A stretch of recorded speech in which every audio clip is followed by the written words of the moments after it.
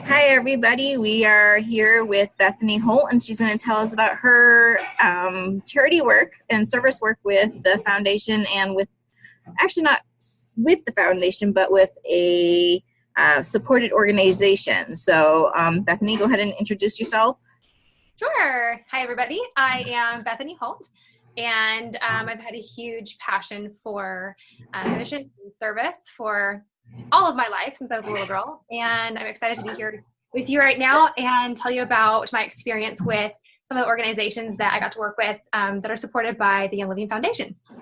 Mm-hmm. When did you get involved with the foundation? Was it when you started with Young Living? When did you learn about it? How did you know more about it? Okay. I started with Young Living about 3.5 years ago. And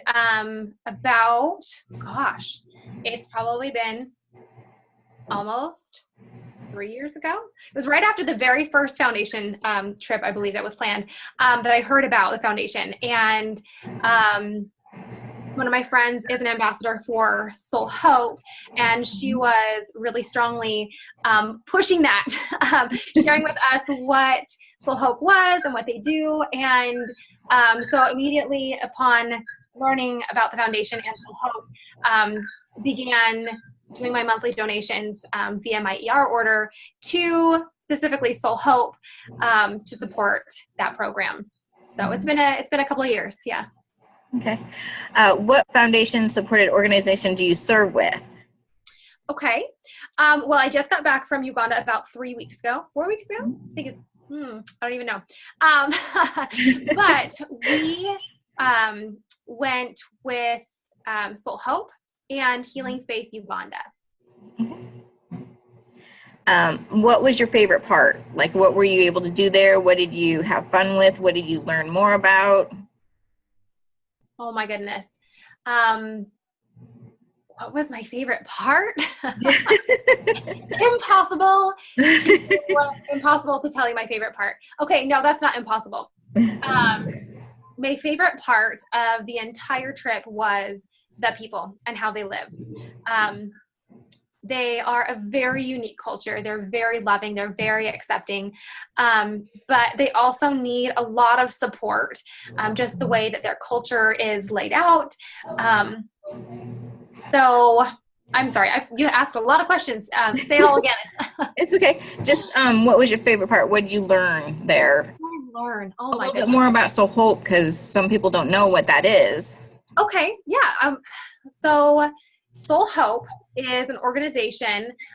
They actually just opened up a clinic in Uganda, and their mission is to reduce, if not completely diminish the population of jiggers. And a lot of people think jiggers and chiggers are the same thing, but they're not. So I can tell you a little bit about what jiggers are. So like I said, their mission is to hopefully eventually get the jiggers clear out of Uganda. Jiggers they're not natural to Uganda. They were brought over probably from somewhere in Southeast Asia. Nobody knows exactly how they arrived there. However, they are there. They're kind of like a flea, sort of looks like a flea. Okay. They love dirt, they love dust, and everything in Uganda is dirt and dust. And so the insects thrive in that environment. And unfortunately, when they're living there in the dirt, most people don't wear shoes, especially the ones out in the villages. Yeah. What happens is when the jiggers are ready to reproduce, they find a host and they burrow into the skin. And then they grow. And then they reproduce, which makes more jiggers, which then burrow, and so on and so forth. That's how the process goes. So what Hope does is they go out into villages and they go to schools, and they will do kind of outreach clinics. So they go to the people. People don't always come to them, so they go out to the people. And I got to experience one of the school clinics, which was fascinating. Not only did we get to care for kids in the school, but we also got to care for kids in the surrounding villages. They actually bused children in, the ones who could not attend school. So we got to play with the kids first. We got to create a relationship with them. And then we had stations where we did feet washing. And I was really privileged to be able to wash feet for the kids. Kids' feet are covered in, caked in red dirt. And so we got to clean their feet, and they got stickers and just, had a lot of fun laughing and talking with them. Now there is a language barrier, but they also know body language. They know when somebody cares for them. So we would wash feet, and then we'd send them over to the removal station where they have nurses, Ugandan nurses, who actually remove the jiggers. It's quite the process. They actually have to cut away skin. It's very painful. And then they have to dig the jiggers out. And they use just like a razor blade and then a little pin to pull the jiggers out with. And then they coat their feet in ointment and cover them in bandages. And then we give them shoes that you guys can help with. The really cool thing is you can host a Soul Hope shoe cutting party. If you have old jeans, you can get a hold of Soul Hope, and they will send you this packet that comes with the cutouts for the shoes. And then you can host this party where everybody comes, brings their old denim, cut out the top piece of the shoe. And then with each shoe, they ask for a $10 donation, which pays for the shipping. It pays for, we have to go into their shop where they actually make the shoes. They have ladies who sew the top, and then they have men who cut down Bota tires, motorcycle tires for the base of the shoe. And then they glue it all together. So with your help, you guys get to gift people in the villages shoes, which prevent those jiggers from burrowing into their feet. So it's really, really, really huge. And I know you're thinking, oh gosh, $10 for a pair of shoes, but this pays local people, which brings money back into their community. So not only are you blessing people in the villages, but you're also blessing families because now they have an income. I love that. It's so awesome. What was eye-opening about it? Gosh, about Soul Hope? Or just the kids or anything? Everything. I think I came back a different person. My view of the world is not the same anymore. The most eye-opening thing was, I think, just the way the culture loves. They don't know how to not love. And then as far as the actual clinic side, the way that people view these things like jiggers or malaria, they oftentimes think that they're a curse, they're witchcraft, things like that. And it could be from something like, oh, I stole, 3,600 shillings from my grandpa. And so I'm cursed now with jiggers, or I'm cursed now with malaria. They don't necessarily know that this is just an insect that has attached itself to their body or bitten them. And that was really eye-opening, just seeing how culturally different they are. Their mindset is on what these diseases are. That was really hard to see. But we got to go in and educate them on both jiggers and malaria. And it's changing lives. It's changing the country. It's incredible. How many times have you gone to see Soul Hope? This is actually my first time this year. I went with an organization called Oil Sisters Serve. So it's several people who are within Young Living. We just kind of created our own team. They've actually gone several times before, but this was my first time going to Soul Hope. So it was very eye-opening to me, seeing what their mission is and what their passion is, and how big of an impact their outreach is in those communities. Sorry about that. How did you get chosen, for the Oily Sisters? Was it just any Young Living distributor, or is it just your team, or how was that? Okay.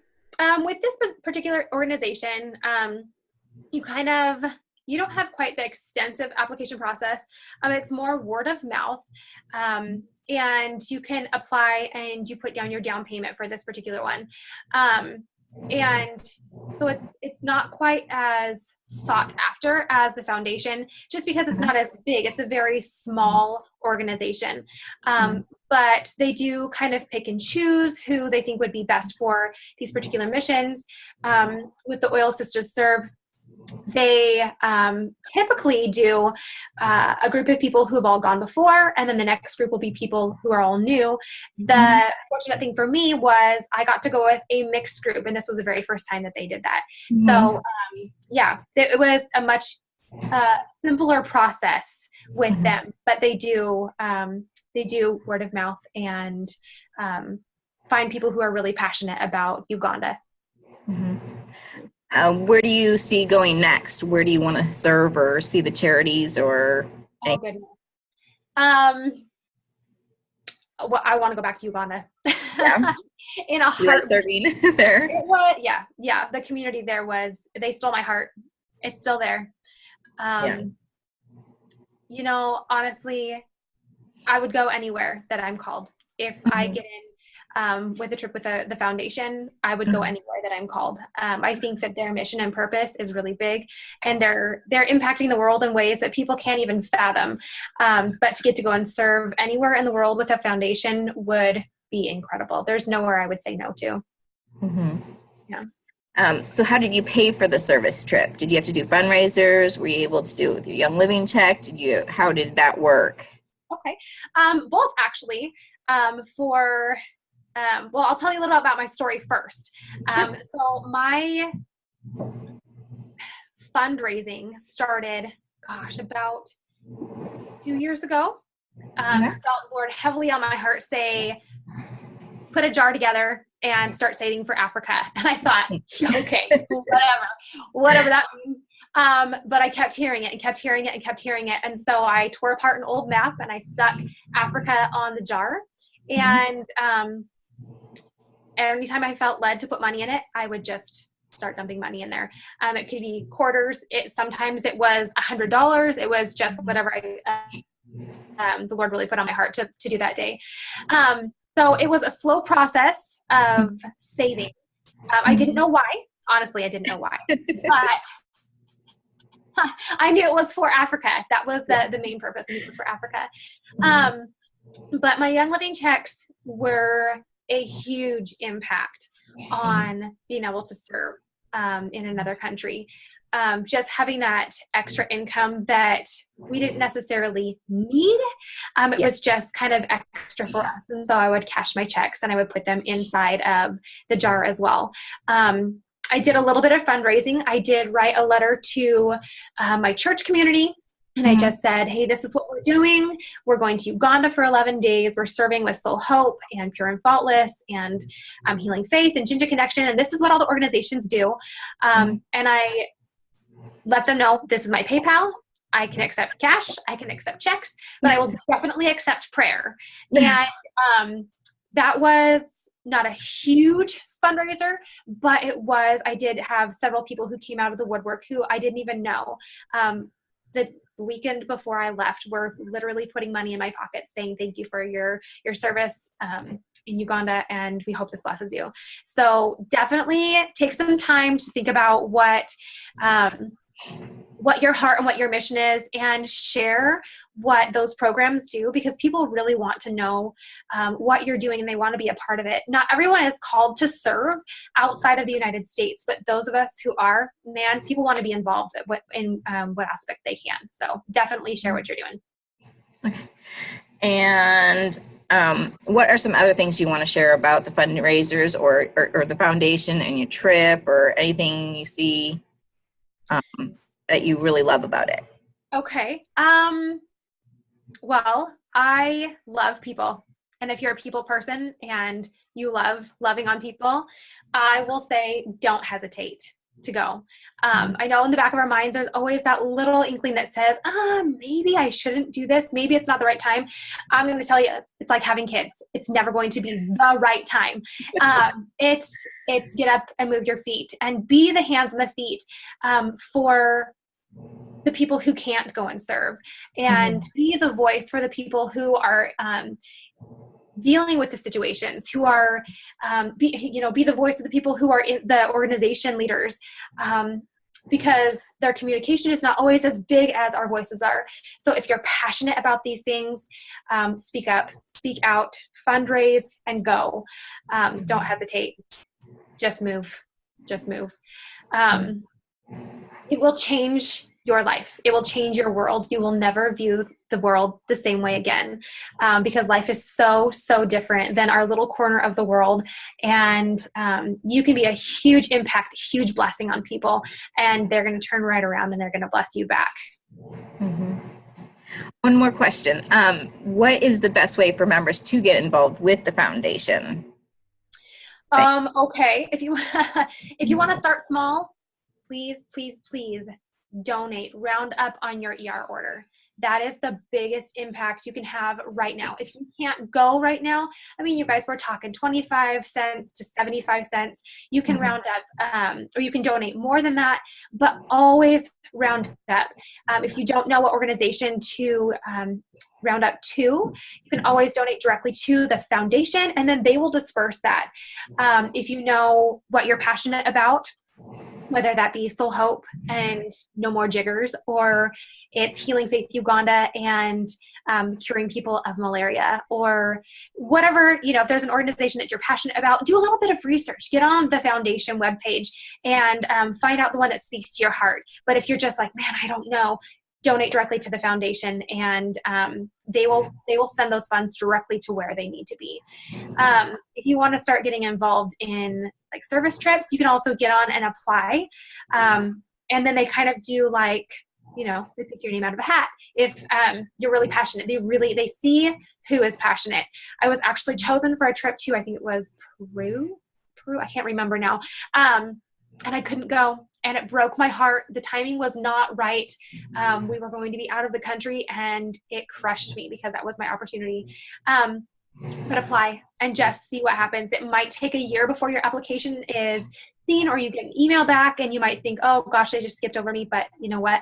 They're finding the people who are passionate and who really want to be there. So round up. And if you want to go, get that application out there and let the foundation know that you want to be a part of it. Yeah. Well, thank you so much for this interview. It's definitely eye-opening, and I love hearing about everybody's doing the service trips. And I love the foundation because it's such a passion. So thank you so much. You're welcome. I'm happy to answer any questions you guys have. Feel free to shoot me a message, and I'll share what I'm passionate about. It's excellent. I think the foundation is doing really, really, really big things. They're impacting the world in really big ways. Yes. Thank you. Thanks for listening to my story. I appreciate it.